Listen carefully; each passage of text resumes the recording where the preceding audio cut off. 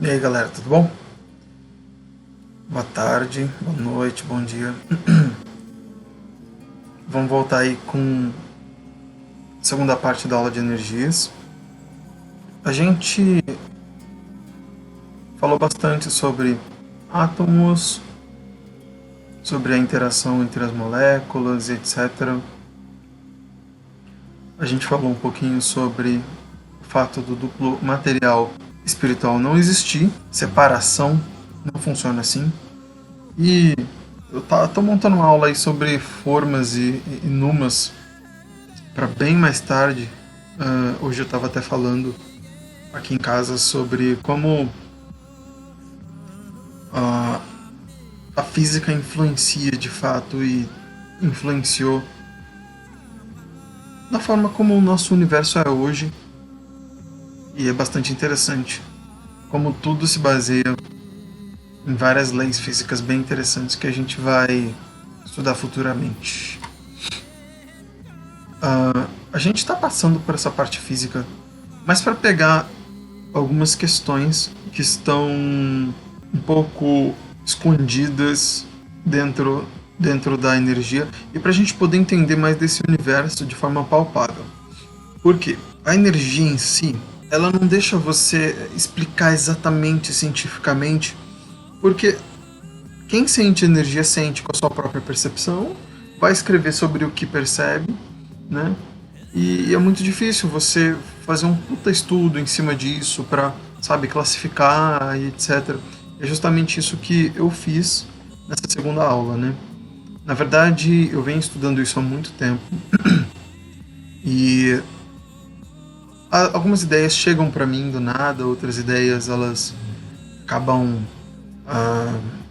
sendo criadas mesmo assim num processo mental, mas geralmente elas são tudo assim intuídas e atraídas, e essas ideias elas estão compondo aí grande parte do que a gente vai falar hoje, tá? A gente vai falar de vários tipos de energia, só que a gente vai usar duas formas de energia básicas, duas formas de manifestação da energia para descrever o comportamento de várias energias, tá? É como se a gente estivesse estudando, por exemplo, quando você vai estudar os animais, se você estuda uma espécie de animais, você vai estudar uma espécie diferente da outra, você consegue classificar vários animais dentro de uma espécie, várias plantas dentro de uma espécie. Você consegue estudar características isoladas, mas também consegue estudar o grupo inteiro de uma vez. Porque dentro de um grupo, todos os animais possuem características muito parecidas. É bem interessante essa coisa de taxonomia. E é uma coisa que eu acho importante fazer para a gente conseguir nortear, pelo menos, o que está rolando em volta da gente. Tem pouco slide, mas é muita coisa para falar.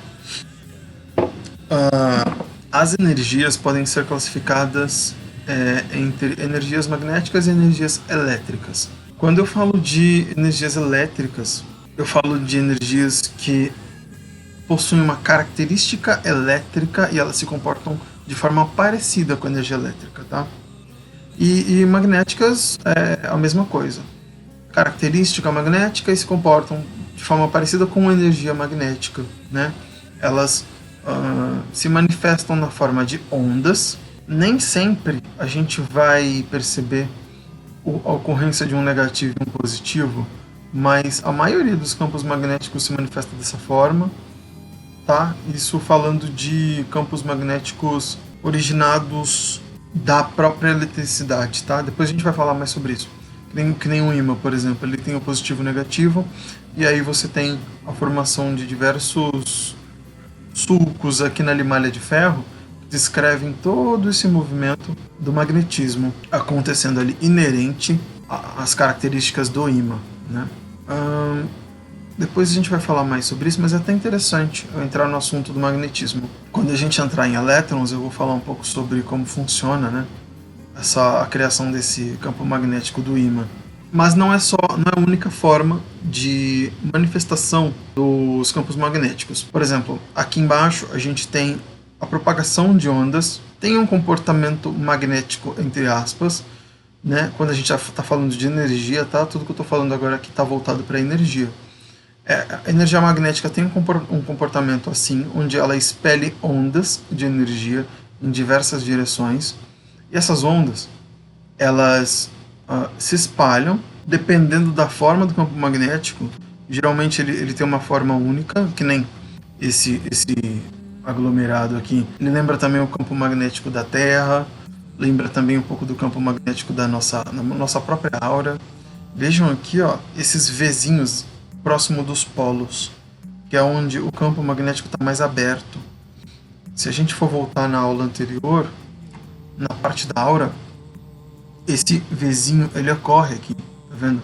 Nessa imagem. A aura ela está se manifestando como campo magnético, tanto por causa dos chakras, quanto por causa das próprias características magnéticas de alguns corpos energéticos que existem lá dentro, que a gente vai estudar depois. 3 desses corpos energéticos são magnéticos e outros 3 são elétricos. Tem um corpo que é eletromagnético. A gente vai estudar isso também depois. Voltando lá. Tá vendo como aqui esse speaker seria um alto-falante e ele está jogando ondas sonoras e essas partículas azuis, elas são moléculas de ar se movendo, ao passo que o som empurra, né? Essas direções na qual ele empurra, elas geralmente são equidistantes, tá? Então, se você tem um campo magnético, você tem um ponto específico de onde ele está se originando, e digamos que esse ponto seja um ponto só, né? Porque podem haver vários pontos dando origem a vários campos magnéticos, eles estarem todos cruzados, gerando um campo maior, baseado na ideia de que é um ponto só. A gente vai ver que as ondas se espalham de forma equidistante, elas vão sair na forma circular ou esférica, né? No 3D. Aqui, ó, mesma coisa. A ocorrência das ondas se espalhando devagar. E a gente já vai voltar aqui. Vamos falar sobre como são essas ondas, para depois a gente voltar a entender melhor como funciona esse movimento dessas ondas. Todas as ondas dependem de frequência, quando a gente vai falar do contexto de energia magnética, né? E o que é frequência? Frequência é um conceito muito importante, muito mesmo. A gente precisa aprender a entender como funciona, porque a energia ela é toda regida pelo conceito de frequência. Grande parte da energia, inclusive dentro da espiritualidade comum, onde você vai estudar em livros e por aí, as pessoas só vão falar de energias magnéticas. Então, todas as energias que as pessoas vão falar, elas vão falar de as frequências que sobem, que descem, e padrão, até nos livros de budismo tem uma coisa sobre diminuir a cadência das energias, né, que fala também sobre, que tem super a ver com frequência. Esse formato de onda é o formato senoidal, ele é um formato usado em física e ele ajuda a descrever o movimento das ondas durante um ciclo de energia, né? Ali está escrito, tá vendo? Aqui tá escrito ciclo, porque ela começa aqui, ela faz uma parábola para cima, outra para baixo, quando ela fecha, formou um ciclo, tá? Um ciclo só. Como que a gente conta quantas ondas cabem no tempo, né? Porque assim, a frequência, ela nada mais é do que a variação da quantidade de ondas dentro de um espaço de tempo. Frequência é exatamente isso, a variação de uma quantidade de ondas dentro de um espaço de tempo. Por que é que existem essas variações, né? Porque, digamos que a gente tem vamos imaginar, uma hélice bastante rústica, mas ela tá ligada num eixo, né? E ela gira. Eu acho até que dava para eu mostrar isso de outra forma. Peraí. Essa hélice, digamos que você tem uma hélice simples ligada por um eixo. Digamos que a gente vai colocá-la para girar nesse eixo. Se ela está girando 2 vezes por segundo, digamos que ela está dando 2 voltas por segundo, ela já está um pouco rápida. A gente ia chamar essa frequência, a gente diria que é 2 Hz. Ela dá 2 voltas em cima do próprio eixo, e aí a gente vê eixo, essa parte do meio, essa parte que eu vou pintar de vermelhinho para facilitar. Se for 3 voltas, são 3 Hz. Ela está girando 3 voltas dentro de 1 segundo. Agora, digamos que essa hélice, ela é de um material extremamente resistente, super resistente, muito doido, um metal que aguenta girar numa super velocidade, e a gente possa aumentar essa velocidade até o além do além do além, E digamos que a partir de agora ela esteja, na verdade, girando a 100 voltas por segundo, sabe? Por mais que ela tenha essa forma que vocês estão vendo, ela vai mudar completamente a forma dela se ela estiver girando numa velocidade muito maior. Ela ia ficar mais ou menos como se ela fosse uma espécie de... como se ela fosse um círculo. Ela ia ficar mais ou menos assim. Você não ia conseguir ver onde está o limite dela, onde não está. E ela tá, tipo, extremamente rápida, sabe? E aí se você aumentar essa frequência para 200, 300, 400 Hz e muito mais, a gente vai ver que ela vai alterando, inclusive, as características físicas dela, sabe? E se ela acelera até além do além, ela pode, sei lá, cortar o tempo e espaço, ela pode ultrapassar a velocidade da luz e, sei lá, abrir um buraco negro. Ou seja, o que acontece da hélice, o que aconteceu da hélice para até o ponto em que ela abre um buraco negro? Um aumento muito grande da energia dela. Ou seja, frequência, quando somada, aumentada, gera uma boa quantidade de energia e uma quantidade assustadora de energia. Quanto maior a frequência, maior a energia. Muito mais energia. Então, assim, aqui a gente entende que tem um ciclo aqui por segundo, tá vendo? Igual eu mostrei lá da hélice. Aqui tem um ciclo por segundo, um movimento senoidal que sobe e desce. E aqui a gente entende o que é esse movimento senoidal, né? Que ele é como se fosse exatamente um círculo. A gente sabe que essa circunferência aqui do zero até essa linha vertical, a gente tem 90 graus. Daqui para cá são 180, 270 e 360 graus. É que aqui está em radiano. Esses graus são representados pela senoide, tá vendo? Pelo movimento da senoide. Quanto mais a energia sobe em frequência, mais voltas isso aqui está dando, entendeu? Por segundo. É exatamente o conceito da hélice. A hélice, ela ajuda a entender esse ponto. Com 2 Hz, você tem 2 movimentos senoidais dentro de 1 segundo, e aqui 4 movimentos dentro de 1 segundo. Aqui você precisou de muito mais energia, ou seja, essa energia aqui ela possui mais força do que essa energia. Se você coloca uma em contato com a outra, uma para afetar a outra, você vai ver que a interação entre as duas é diferente. É como se a força dessa energia que está a 1 Hz, ela já tivesse incluída dentro da energia que está a 4 Hz. Só que algumas características da energia de 4 Hz vão mudar também em relação à primeira energia.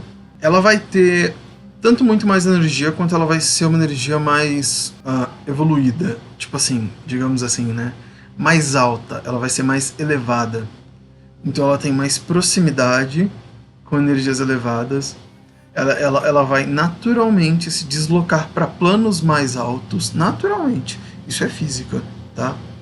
E a gente vai estudar mais sobre isso depois em decantação em formas e numas. Formas e numas, acho que vai ser o vídeo que eu vou fazer. Para um futuro um pouco distante, porque é muito complicado para eu fazer agora. Então agora a gente entende esses movimentos aqui, ó, como se fossem movimentos senoidais, tá vendo? As moléculas, elas se retraem, né? E depois elas se expandem. Se retraem para se expandir. É exatamente isso, tá? Aqui tem essa imagem, ela mostra de uma forma bem bonitinha, né? Assim, tá meio pixelizado, mas mostra bem bonitinho o jeito como as ondas se manifestam. Tem até um vídeo que eu queria mostrar para vocês, que eu acho que eu vou botar o link na descrição, que ele fala sobre as mandalas de sal. Que esse vídeo saiu há muito tempo. Os caras, eles conectam um aparelho de som numa mesa de metal. Um metal semi-volátil, de certo modo, e aí eles colocam frequências que vão aumentando. Conforme as frequências vão subindo, o metal acaba se comportando de uma maneira que ele se expande e se retrai, baseado na forma das ondas que estão passando por ele. E aí a areia, geralmente eles usam sal. O sal que estiver em cima desse metal, ele vai se comportar e se reagrupar. porque o metal empurra para um lado ou para o outro dependendo da frequência, dependendo da forma com que o som tá. E não só isso, tem um outro vídeo que eu vi, não, eu vi mais dois hoje, sobre isso. Existe um estudo em que eles usam o som para mudar a forma com que a água vai ficar. A água fica com uma forma senoidal baseada na frequência que o som estiver emitindo. É bem interessante, a água está caindo assim numa torneira, num negócio, numa mangueira, a água cai, ela muda a forma, ela fica tipo em zigue-zague. E tem outra também que os caras conseguem colocar objetos e fazer objetos flutuarem. E duas frequências, uma intercruzando a outra, e as frequências se cruzam assim, criando tipo um espaço onde dá para colocar um objeto dentro. É bem interessante. E o objeto fica flutuando, o som mantém o objeto no ar. Bem legal, frequência é um assunto muito, muito, muito legal. Dentro do nosso contexto energético, etc., a gente vai falar disso em chakras. Dentro da frequência vermelha, né, a frequência mais baixa que a gente tem do corpo, você absorve a energia de um modo, o seu chakra ele gira de forma a conferir aquela energia, as características, a frequência vermelha, né? A gente usa as cores para descrever frequência, tá? Fica mais fácil. É como se fosse uma nota musical. A cor é um ponto onde a gente descreve que existe uma frequência fixa. E assim, quando você induz essa energia a uma frequência específica, porque o chakra faz isso, ele acaba transformando aquela energia que entrou de uma cor específica na cor vermelha, que é que ele precisa para manter todos os órgãos que se alimentam ali da energia vermelha ou de frequência vermelha, que tem órgãos específicos e assim por diante. E aí essa energia vermelha, para ser convertida em laranja, ela gasta menos energia. Mas se você precisasse, por exemplo, converter energia do ambiente direto vai em energia laranja e energia amarela, você ia gastar muito mais energia, sabe?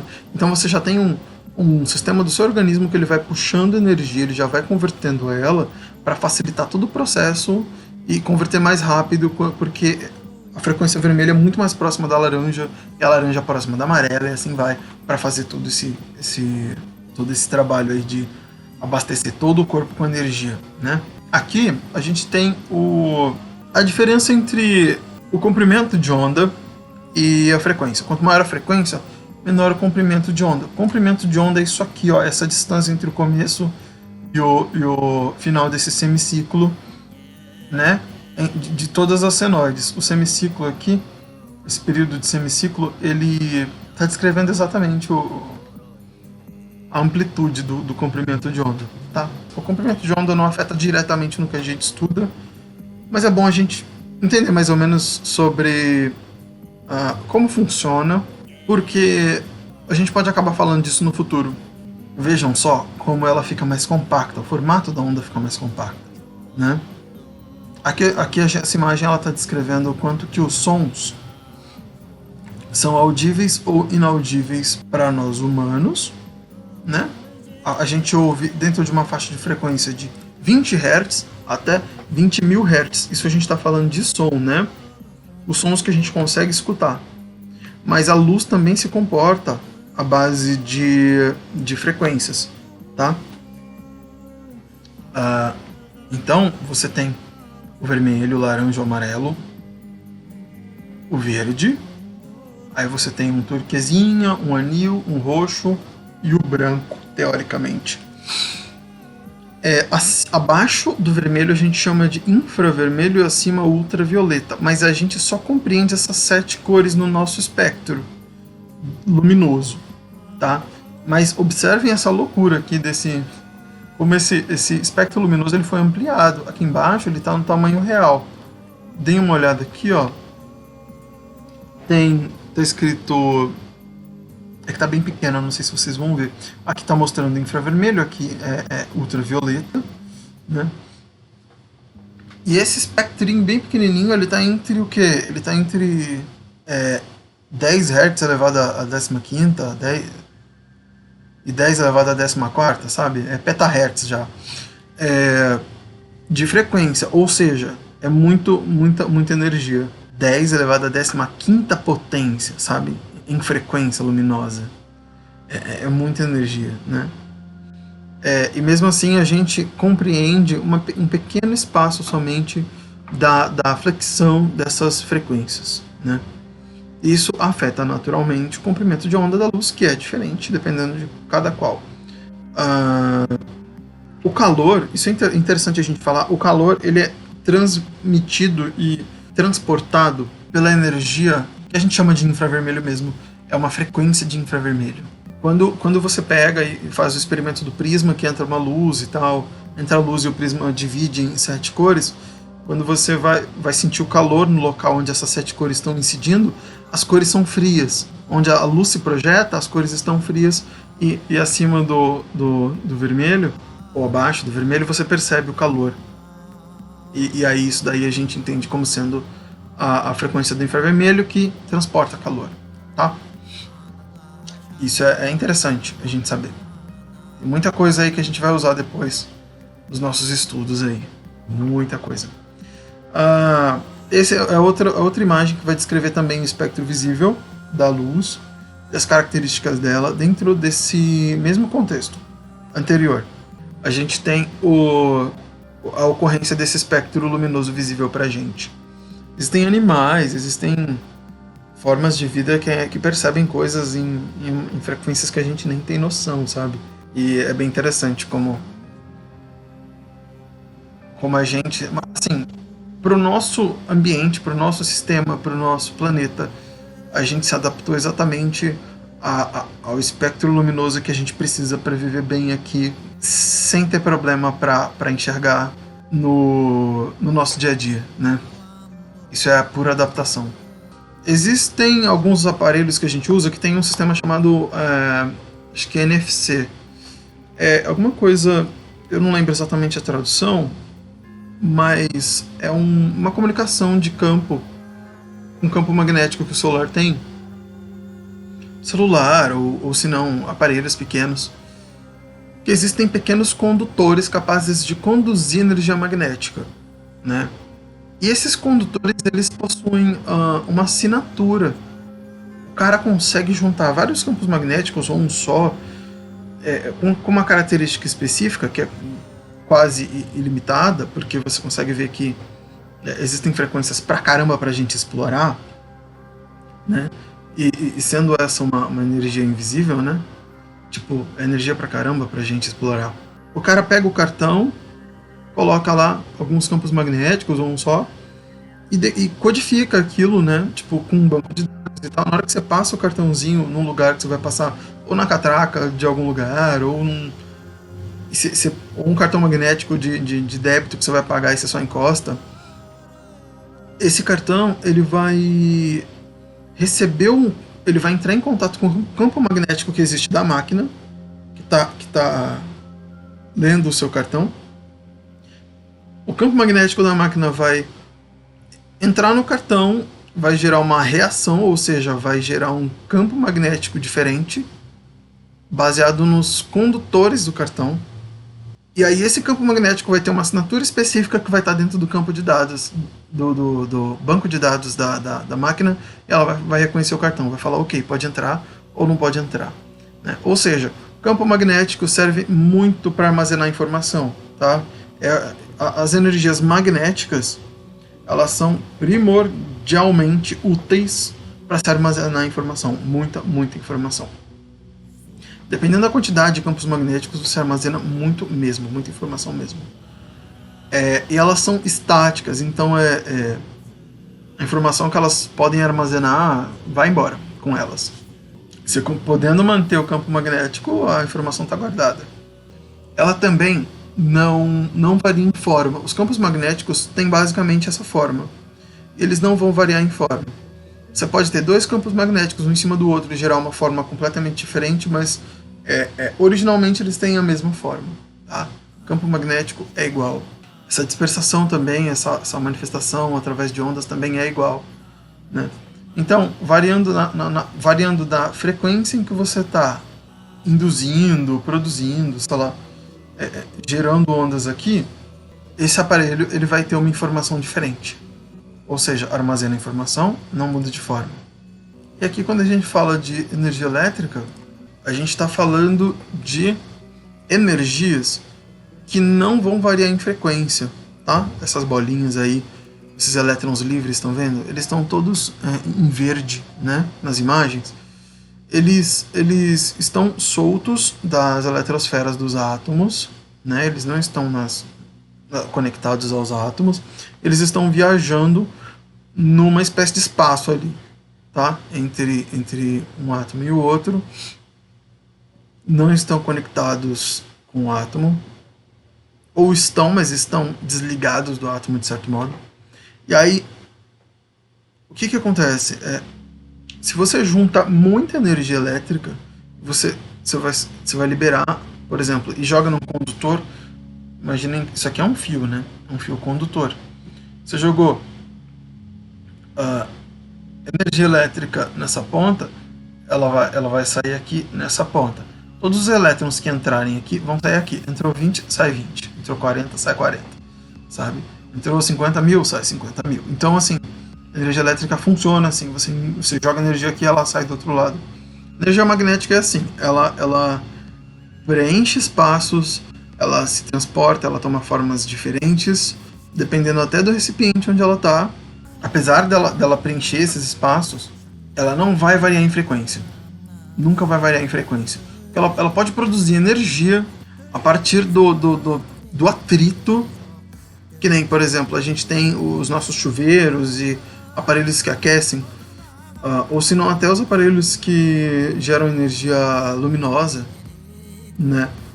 Todos eles dependem de que a energia elétrica passe por um tipo de aparelho que vai fazer, um tipo de material que vai fazer uma conversão da energia elétrica que está se movendo pelo material em uma outra energia, seja calórica, seja cinética, seja luminosa e assim por diante. Conversão de energias. Aqui, ó, a gente tem a forma com que elas podem se agrupar. Eu peguei essa imagem para explicar mais ou menos para vocês como os elétrons podem trocar de forma e se adaptar ao condutor em que eles estão conectados, mudar tanto a densidade quanto a forma de se mover. Eles geralmente dependem de condutor, né? As energias elétricas, a grande maioria delas depende de condutor, um espaço onde ela possa funcionar, né? Onde ela possa ser induzida e ser transportada e assim por diante. Vejam aqui, ó, esse sistema é um circuito simples, tem um condutor que é tipo um fio e a gente tem uma fonte de energia aqui embaixo. Ligou, na hora que você liga, a chave está desligada aqui, na hora que ela ligou, os elétrons estão se transportando ordenadamente. Um entra de um lado, o outro sai do outro. Um entra de um lado, o outro sai do outro. Esse agrupamento das energias deixa bem claro que elas mudam de forma, né? Mas eu quero frisar que ela nunca vai variar em frequência, tá bom? Nunca mesmo. Ela pode, por estar mais densa, variar em carga. E aí, nesse caso, você tem uma carga mais forte, porque você tem uma maior quantidade de partículas. Fora isso, você não tem variação de frequência. Não vai ter. Por que eu falo tanto disso, né? Porque existem muitos estudiosos da espiritualidade que vão dizer que toda energia varia em frequência. Isso não existe. Tem energias que variam e outras que não. E isso foi um dos maiores insights que eu tive, que realmente me ajudou a entender muito mais sobre a energia dentro da espiritualidade. Aqui tem uma forma simples aí das pequenas partículas se comportando ali, umas batendo com a outra, elas em contato umas com as outras, criando essa reação. Às vezes gera um atrito, às vezes, sabe? Mas é mais o comportamento delas. É maiormente desordenado. Na ausência de um caminho para ela seguir, é geralmente extremamente desordenado, tá? E a gente vai passar a estudar, logo mais, um tipo de energia que ele não depende, ele depende, na verdade, do tempo e espaço. É um tipo de energia que ele vai variar e se basear no movimento gravitacional. É bem interessante. São energias à base de partículas e que sofrem efeito gravitacional, né? No vídeo de formas, eu estou pensando em falar bastante sobre como a decantação gravitacional ajudou na formação do universo, né? Vamos falar um pouco agora rapidinho sobre como a energia Yin ela produz energia Yang. Esse aqui é um condutor simples, como se fosse aquele cano que estava, aquele fio, né, que estava desenhado na imagem que a gente estava vendo agora há pouco. Um condutorzinho simples. Existem elétrons existem elétrons dentro dele aqui. Eles estão aqui dentro. Várias pequenas partículas, e quando eles estão em movimento, e mesmo quando eles não estão, mesmo quando não tem energia elétrica sendo induzida nesse sólido, ele já produz uma espécie de um campo magnético em volta. Mas na presença de uma energia elétrica em contato com esse aparelho, em contato com esse sólido, ele vai gerar um campo magnético naturalmente. Ou seja, um sólido que está recebendo energia elétrica, e aí entra elétron de um lado e sai do outro, ele gera um campo magnético em volta dele naturalmente. Tá? Isso acontece naturalmente. Um gera o outro, né? Tem um teorema que a gente vai estudar mais tarde que ele fala exatamente sobre isso. Ele fala que o Yin gera Yang e o Yang gera Yin, né? Agora, digamos que a gente tem um campo magnético sendo induzido aqui do lado por um outro aparelho e ele tá gerando um campo magnético específico aqui em volta que está pegando no condutor. Essas ondas magnéticas, elas são fortes, mesmo que não tenha energia elétrica circulando dentro desse condutor, o campo magnético vai gerar naturalmente eletricidade, tá? Dentro do condutor. Isso é natural. Isso a gente vai estudar muito, isso também é muito interessante, o contato de uma energia com a outra, como uma interage com a outra, isso é bem interessante também. A gente vai falar sobre isso bastante no futuro. Bem, voltando lá, ou seja, essas energias elas estão intimamente conectadas umas com as outras e elas, uma pode gerar a outra naturalmente, e isso a gente vai guardar para a próxima aula, uma aula mais avançada. Provavelmente o próximo vídeo vai ser sobre percepção um pouco mais avançada, né, no nível 2 aí de percepção, e aí depois eu vou fazer um terceiro vídeo, ou quer dizer um quinto vídeo já, ligando percepção com energias, tá bom? Isso aqui foi para ajudar a entender melhor essas energias. Faltou uma pequena coisa. As energias elétricas, pelo fato delas não conseguirem armazenar informação, né? Porque elas não têm como guardar um tipo de informação, elas não são estáveis e tal, elas são usadas para transportar informação, né? Então, por exemplo, hoje em dia mesmo, tudo que a gente tem usa energia elétrica para transporte de informação. Tudo que a gente tem. Qualquer circuito, qualquer coisa, tudo que está conversando em binário com a gente no dia a dia, e até o que não está, né, é baseado nisso. É baseado nessa condução da informação através desse transporte elétrico. Bem, galera, é isso. Curte, compartilha, tá, galera? Se inscreve no canal pra gente crescer aí um pouco mais.